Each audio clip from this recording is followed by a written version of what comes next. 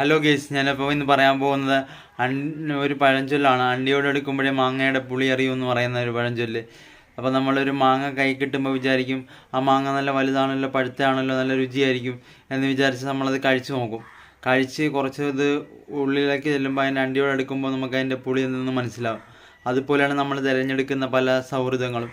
നമ്മൾ കൂട്ടുകാരെ തിരഞ്ഞെടുക്കുമ്പോൾ നമ്മൾ വിചാരിക്കും എൻ്റെ കൂട്ടുകാരൻ മറ്റു വ്യക്തികളിൽ നിന്നും വ്യത്യസ്തനാണല്ലോ, നല്ല നല്ല കൂട്ടുകാരനാണല്ലോ, ഇവനെക്കാട്ടിലും നല്ലവനായിട്ട് വേറെ ആരും ഇല്ലെന്നൊക്കെ നമുക്ക് തോന്നിപ്പോവും.